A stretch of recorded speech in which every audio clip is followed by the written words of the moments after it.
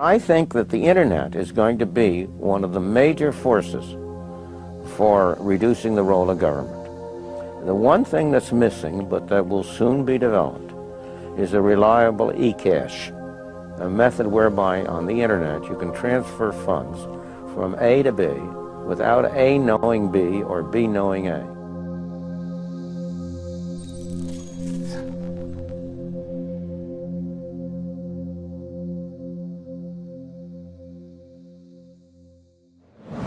What is a Bitcoin? What is Bitcoin? What backs a Bitcoin? You put some of your money, real money, online, and it turns into Bitcoin. I don't even know why we call them coins, except that they call it coins in the name. I think Bitcoin has turned into a massive multiplayer online game where speculators are trying to out-speculate each other. Is it a means of exchange or an asset class? I see you taking my real dollars, and then you give me virtual money in return. Thanksgiving dinner, my grandmother asked me, what the heck is this Bitcoin stuff anyway, right? And I said to her, do you remember when Visa cards first came out? You were used to paying with cash or with a check, and then a Visa came out. It was this weird payment system that you didn't understand. And she said, yeah, I remember that. I said, well, Bitcoin is just the next evolution of another payment system. Bitcoin. By now, you've probably heard of it.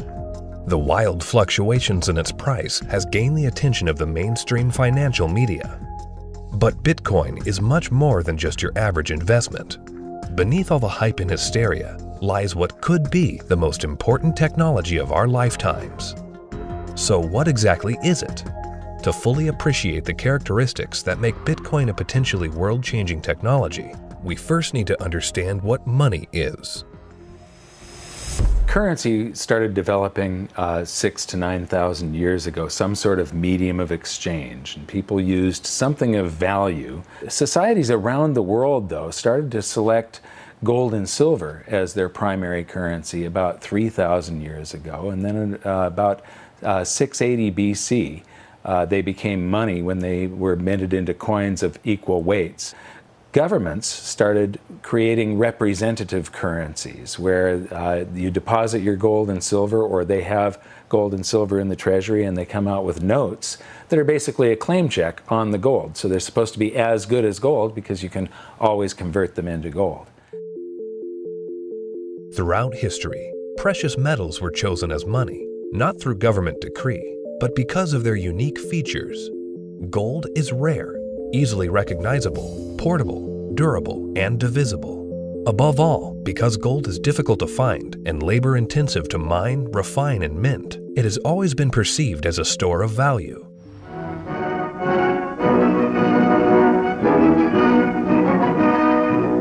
At Bretton Woods, New Hampshire, delegates from 44 allied and associate countries arrived for the opening of the United Nations Monetary and Financial Conference. In modern history, as World War II was coming to an end, in 1944, the Allied nations met at the small town of Bretton Woods, New Hampshire. Here, they drafted a new financial system, which would stabilize the world's financial system once the war ended. With the United States poised to enter a golden age of prosperity, the U.S. dollar was chosen to be the world's reserve currency. The Bretton Woods system was created after the Second World War at the Bretton Woods Conference in New Hampshire. And rather than using gold as the means of exchange between countries, as was the case under the old gold standard, the dollar was going to be used. The dollar was chosen because back then it was as good as gold. Under this new system, the countries of the world would tie their currencies at a fixed rate to the U.S. dollar. And because most of the world's gold was held in U.S. vaults, the U.S. dollar would be backed by gold at a fixed price of $35 per ounce. This created a system where the currencies of the world were effectively backed by gold through the U.S. dollar. I have directed Secretary Connally to suspend temporarily the convertibility of the dollar into gold or other reserve assets. The Bretton Woods system lasted for about 25 years, but in August of 1971, President Richard Nixon called for an emergency press conference where he announced foreign countries would no longer be able to convert their U.S. dollar holdings into gold. This surprise move would come to be known as the Nixon shock. With this one announcement, President Nixon effectively created our current monetary system, a system where no currency is backed by gold or anything of value. This is what is known as a fiat currency. Fiat currency is currency that's backed by nothing except government promises. The word fiat is a Latin word, and it basically means currency that's circulating by force. If people have confidence in that currency, and if there's enough government force, that will enable the currency to circulate for a period of time until people lose confidence in the currency. Money is a medium of exchange, and the way it has evolved is that it's always something of intrinsic value until the modern age, when the politicians say, well, we don't need anything of intrinsic value anymore. All we need is political decree. We can say this is money, this piece of paper is money. Now money has a new characteristic. But underneath it all, there's this same concept in place that nobody ever seems to challenge, and that is that governments have a right to declare something of no value to be money, and you must accept it. That's really the problem, and it's still the problem today. Without anything tangible backing the currencies we use today, governments around the world have been able to issue unlimited amounts of new currency without restraint. And with the advent of the digital age, currencies around the world are now digits in a global banking database. So what is Bitcoin? Well, simply put, it's a digital currency, much like the electronic currency we use today. But it's also the payment network which facilitates the transfer of this new digital currency from one person to another. Bitcoin's a new internet protocol that enables the transmission of value over a communications channel. You can think of it like being able to send a gold coin as easily as you send an email. You can send any amount of money to anyone in the world, anytime, can't be seized, can't be confiscated, can't be frozen. Very useful technology. So Bitcoin is a digital currency and it is a payment system. So it's a payment system in the same way that bank networks are, or PayPal. Those are all payment systems. But it's also a currency. So PayPal and banks use the dollar as their currency. The Bitcoin payment system uses Bitcoins as its currency. So they both have the same name. What is your opinion of disruptive digital currencies such as Bitcoin? If you're looking for the idea that a currency doesn't really have to be something physical, it can be something that's virtual, that's the system we already have. You know, and if you want it to be, I want a way to make payments electronically, that's, credit cards. I mean, so exactly what it is that this thing is supposed to be doing that we don't already mostly do. Bitcoin is different from other fiat currencies in a couple ways, but not the way people think. So most people think it's different because it is a digital currency, but fiat currencies are also digital, right? So the dollar is a digital currency, the euro is a digital currency. They're all just ones and zeros in the banks of the world. So it's not that Bitcoin is digital that makes it unique. It's unique in that it cannot be created out of thin air. So dollars, euros, yen, these can all be created out of thin air by people who have permission to do so, which is generally a central bank. Bitcoin has no ability to create it out of thin air. So it is a scarce digital asset. Unlike the banking system we currently use, where bureaucrats meet behind closed doors and determine and regulate the supply of new currency, mathematics and cryptography are used to regulate the creation of new bitcoins. The Bitcoin network is decentralized, meaning that instead of transactions and account balances being stored on a central computer or database, Bitcoin's ledger of accounts, more commonly known as the blockchain, is distributed across tens of thousands of computers around the world. There's something called Napster. We all remember Napster. We could download music and movies from Napster, but after a while it got so big and popular, the government came in, shut it down because of copyright infringements. No more Napster, right? So then somebody created something called the BitTorrent network. What's this? This is a software people run on their computers that allows people to file share. So if you run the software, you can go to things like Pirate Bay or Views or BT Junkie, and you can download any music or any movies you want, and they can't stop it because it's not a centralized location. Well, Bitcoin is the currency that runs on the BitTorrent network. Why was gold and silver considered money for the last 4,000 years is because it took work and effort to make that nice, beautiful coin. They had to dig it out of the ground and refine it, and the crucibles and the furnaces, and stamp it into a nice, beautiful coin. And that took work. So you didn't have to trust anybody that they were going to work for you. The work was already done. Well, Bitcoin, proof of work, is the same thing, right? You have to hash away and solve all these math problems. You have to have the chips and the electricity and yada, yada, yada to create a Bitcoin. It would cost today about $800 to make a Bitcoin. I believe that Bitcoin has multiple levels of intrinsic value. The properties like being unconfiscatable, properties like this censorship-resistant value transfer that no one can stop you from sending. More importantly, what gives it intrinsic value is the productive capacity and the brain power of some of the brightest developers in the world that have chosen to work on this open source protocol. And this productive capacity of some of the brightest minds that are building it is what truly gives it value. All Bitcoin transactions are cryptographically verified by thousands of computers on the Bitcoin network. These very powerful computers, known as miners, expend a massive amount of energy and processing power to verify the integrity of each and every transaction. So the miners basically validate transactions. All these transactions are flying around, and they have not yet been formally vetted by the network. If the miner believes the transactions are valid, it will put them in the block, and the block then becomes part of the blockchain. And over time, that becomes the record of truth. And so what that means is that if you receive Bitcoin and a few blocks happen after you receive it, no one can ever take that money away from you because the blocks have been stuck into the blockchain, they can't be reversed, and you know that the money is truly yours. The decentralized nature of the Bitcoin network eliminates a single point of failure and makes it impossible to be hacked or to be shut down. Bitcoin transactions are transmitted peer-to-peer without the need for a third party, meaning that the user is in complete control of their money. It's impossible to be shut down. That's the beautiful thing about it. There is no Bitcoin place. You can't shoot Bitcoins. It has no center of gravity, it has no headquarters, you can't shut it down. The only way you could is to shut off the internet.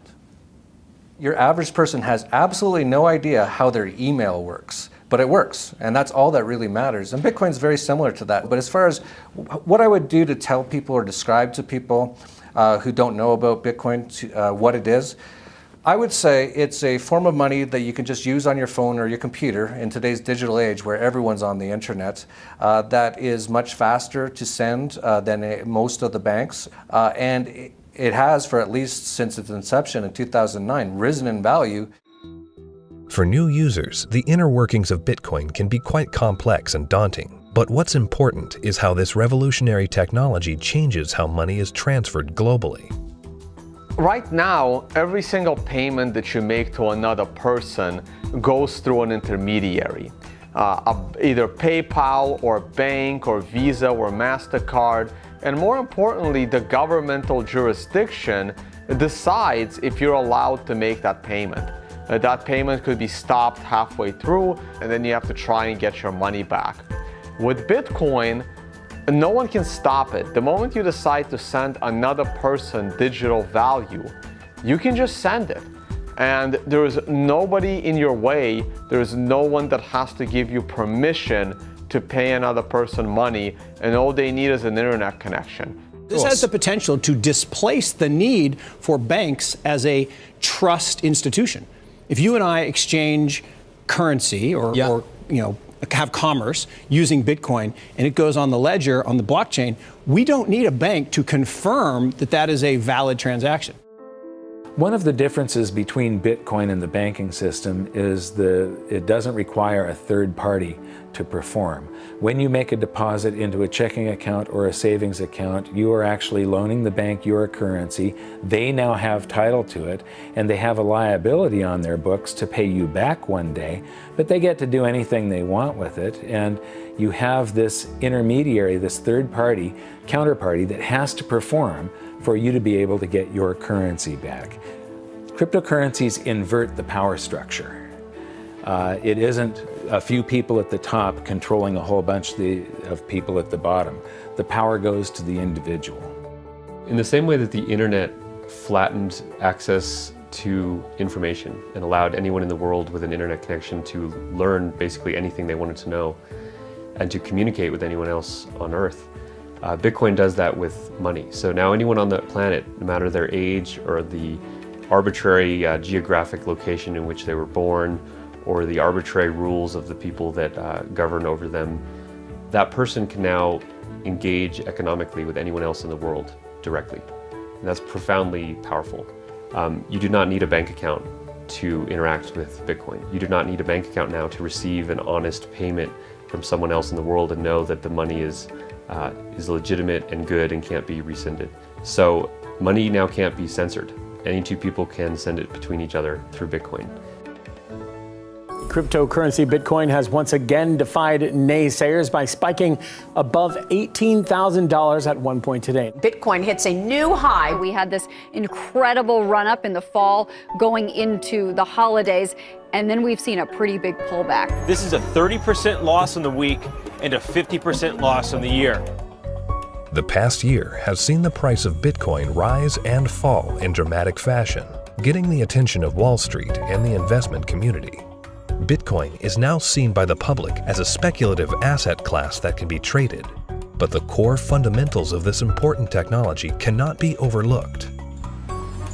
The use of Bitcoin is particularly vital in the developing world, where billions of people are without basic banking services. People who see the price all the time, especially in advanced societies, they focus more on the price and they think that Bitcoin is an investment solely and that it goes up and down like a stock based on news and expectations. But the fact is, probably there's more people in these kind of third economies. They don't own a lot, but they own it, and they own it because they need it. Not because they expect to get rich or hope to get rich, because they need to protect themselves against both destroyed fiat currencies and against capital controls. So when people think of it as an investment, they have to realize that the reason that Bitcoin's so exciting is because it's a future money for the world, not because it's something that could become a great investment. It just so happens to be that both can be accomplished at the same time. One of the great powers of whether it's Bitcoin or any other cryptocurrencies, if we can figure out how to scale the technology, we can solve a lot of problems in the financial system. We can transact with each other globally at very low cost and very efficiently.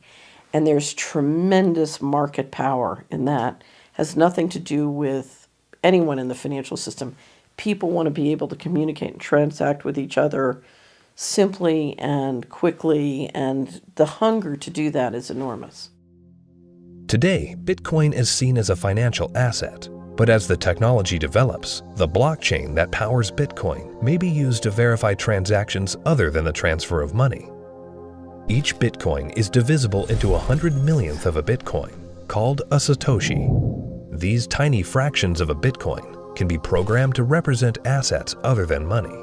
In this way, the Bitcoin blockchain can be used to verify transactions of all kinds of items without the need for a central authority. The Bitcoin blockchain is a tremendous technological innovation that enables distributed consensus. People are able to come to agreement on what the state of this ledger should be and what it is. And that enables people to have trust without trusting any other party or person or institution. So anywhere we need to have trust, where we need to be able to verify what is the true and correct state of something, that has an application to be put on the Bitcoin blockchain. For 6,000 years of recorded history, we've always had this problem when we want to engage in consensual exchange. That is, if we're strangers, can I trust you? And what's happening with Bitcoin and the blockchain, the technology that powers Bitcoin, is it's now possible for us to have trustworthy exchange without those third parties. The trust is built in through the cryptography.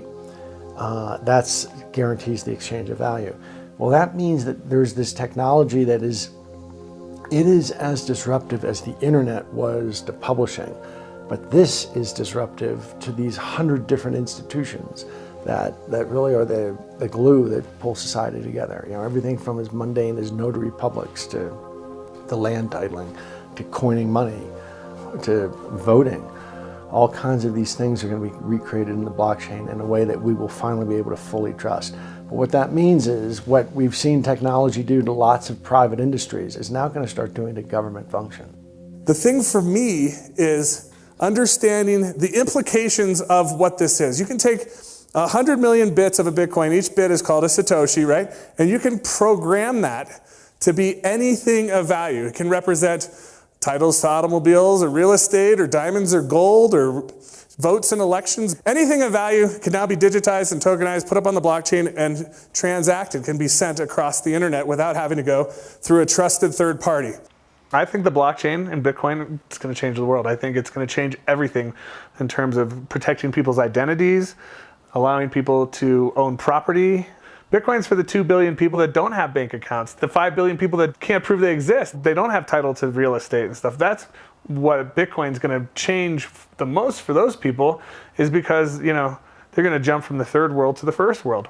It's really going to revolutionize Latin America, Africa, Southeast Asia, where people can finally now own real estate. We can have a transparent election that can't be hacked. Imagine. That's going to change the world in and of itself. Tempers are beginning to flare. These people have already been in queue for more than 3 hours now. Carrying currency notes, the government suddenly banned on Tuesday night. Because anyone can start using Bitcoin by simply installing an app on their phone, Bitcoin can be used by the developing world to protect their wealth from unstable currencies and government control. We're seeing it behave as a crisis currency in Venezuela, in Nigeria, in Zimbabwe. When these countries can't get a grasp on their own monetary policy, people flood to Bitcoin. The fate of the unbanked and underbanked population no longer lies in the hands of corrupt governments, centrally planned economies, and central banks. There's a new option, a plan B. Personally, I live in the United States, and a lot of people in the U.S. get bank accounts very easily, have credit cards, debit cards, and all of that, and they don't find that there are too many frictions and pain points. But in a country like India, there are 233 million individuals who are unbanked, who don't have access to a traditional financial infrastructure, and so they're operating cash payment to cash payment. But Bitcoin has become a game changer. So individuals, in essence, can hold on to it, they can spend it, they can transfer it internationally. There are so many use cases. Currently, Bitcoin transactions can sometimes carry a significant fee, making it unsuitable for use for small transactions. But Bitcoin is programmable money, meaning that new layers and technologies can be integrated into it. In the near future, one such development, called the Lightning Network, will help reduce the cost of Bitcoin transactions. At the moment, Bitcoin is actually suffering from being too popular. One of the challenges that Bitcoin has is every transaction needs computational power to process. So at the moment, Bitcoin can settle about 4 to 7 transactions a second. And in the future, each of those 4 to 7 transactions a second can contain 1 million transactions within it. And that's what the second layer and Lightning is trying to do. It will just make it so much more efficient and so much cheaper for the average person. The integration of the Lightning Network into the Bitcoin protocol will scale Bitcoin into a fast, cheap, and efficient payment system. Once implemented, this will have enormous implications for the developing world. One of the stumbling blocks to doing international business is the payment system. And to be honest, if you're taking credit cards from some countries, those countries are so associated with fraud that your rates on all credit cards you take just become astronomical, and it becomes prohibitive. Something like 33% of the credit card transactions coming out of Africa are fraudulent. So nobody wants to take business from Africa. It's just too risky. With Bitcoin, you know the funds are good. So as a merchant, yeah, pay with Bitcoin. I'll sell anything you want, that's legal to Africa. That has tremendous implications, to be able to get access to these types of products and services so seamlessly. And then they're able to start having property rights. And property rights is really what's going to help lift them up out of poverty.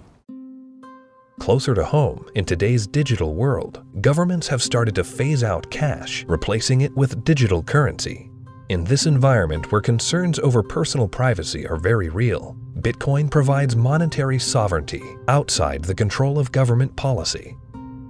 When you have a situation where the government is trying to control, they don't want people to have the means of hiding anything from them. Not just from a tax standpoint, they want to know what everyone's doing in Big Brother fashion. So, the way that I look at Bitcoin is it's the ultimate monetary weapon that the people have never had in history. Every government in the world wants to go cashless. One of the reasons is that in a cashless society, you are not able to exit the banking system. When people panic, they run to the ATM machines, they run to the bank and they withdraw money. The other thing is the governments are starting to run out of money, and governments don't build anything. They just use other people's money. So they are treating everyone as a tax evader. I believe the main reason why Bitcoin is so popular and important is not because of its finite supply and being gold. It's because of anti-money laundering laws preventing people from doing what they want with their money. One of the main functions of government is to create currency. And Bitcoin is successful only because of its potential for circumvention, lack of oversight. So it seems to me it ought to be outlawed. It doesn't serve any socially useful function. As to whether or not Bitcoin is illegal or should be seen to be illegal, cash has been used for a whole heck of a lot more illegal things than Bitcoin has through the years, and still is today. Cash is untraceable. It's easily transportable. Nobody knows where that dollar has been and how it's been moved from hand to hand to hand.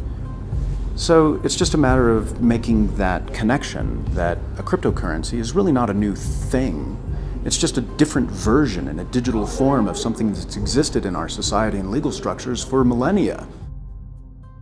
Bitcoin is shifting the paradigm and challenging the legacy financial system. Recently, Jamie Dimon, chairman and CEO of JP Morgan Chase, America's largest bank, was quoted calling Bitcoin a fraud. Why is Bitcoin a fraud? Here's the reason. Governments, the first thing they do is form a currency. They like to control the currency. They control it through a central bank. They also like to know who has it, where it is, where it's going. Wait until someone gets hurt. Wait until it's used for illicit purposes, which it is somewhat used for illicit purposes. They close it down. You got people like Jamie Dimon, a serious guy, calling it a fraud. Calling a fraud? You mean like those hundreds of billions of dollars of securities that Jamie Dimon sold the public a decade ago called mortgage-backed securities? He's calling Bitcoin a fraud? Is that going to go to zero like his securities that he sold the public? First with respect to asking a banker about whether they like Bitcoin or not, that's kind of like asking a king, do you like democracy? It's just so thoroughly frustrating and insulting when people who know very little about what we do watch an up-and-coming technology and have the audacity to call us all criminals. We're not the criminals here. The whole damn reason this ecosystem exists is because they're the criminals. And it doesn't really matter at this point what he thinks. The genie's out of the bottle. Somebody in this room or somebody at this conference or somebody around the world is going to solve the problem of decentralized lending and value-stable currencies and decentralized exchange. And within 5 to 10 years, banks will become less and less relevant, just like landline telephones are becoming less and less relevant. And we're going to wake up one day and we're going to be in charge of our own money. And Jamie Dimon, in retirement, can watch the world as it is, not the world as he would like it to be. The Bitcoin blockchain is built on decentralized consensus outside the control of a central party. However, with the hype in the rise of cryptocurrencies such as Bitcoin, both central banks and commercial banks have started to develop their own digital currencies under the guise of what they call blockchain technology.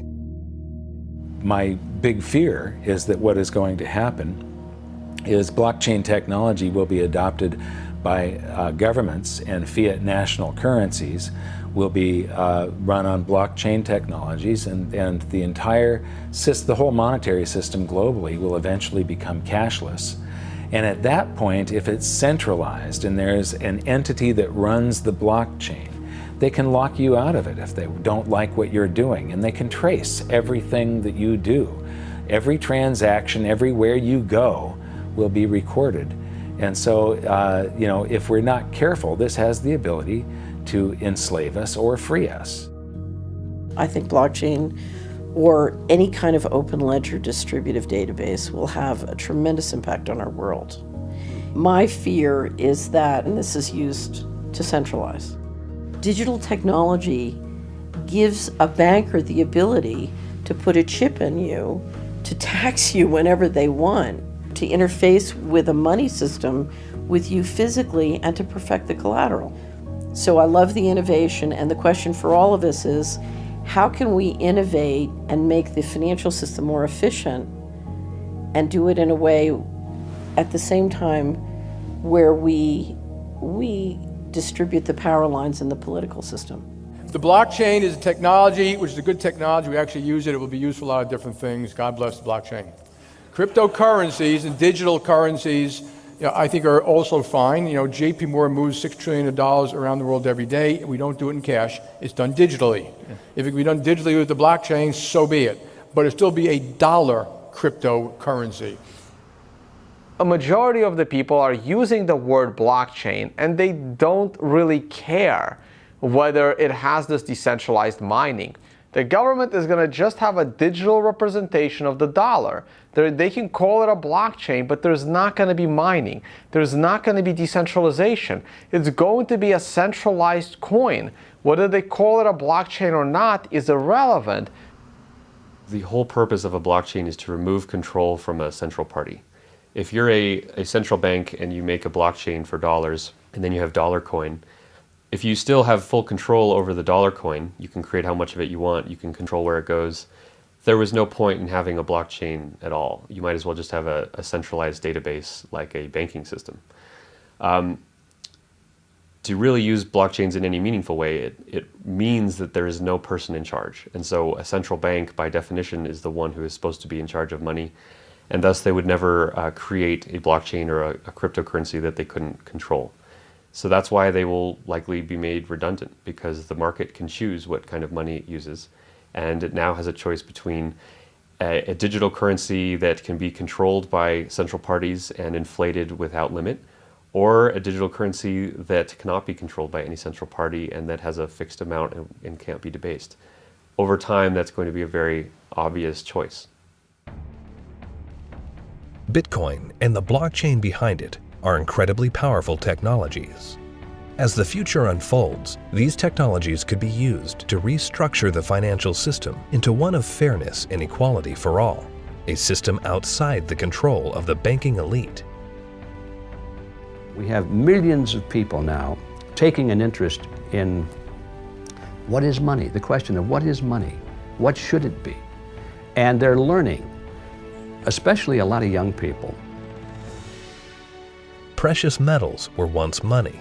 Then came the era of paper money. Could we now be entering a golden age of decentralized digital money? Only time will tell. Bitcoin is first and foremost about changing how the financial system of the planet operates. However, Bitcoin is also a financial asset itself, and it goes through these bubbles, and people have made many millions of dollars when they buy it low, and then it goes up in value. But that's not really what matters at all. What matters is that it's actually going to change the entire ecosystem of the planet, how all humans interact with each other, and that's a very exciting thing to be part of.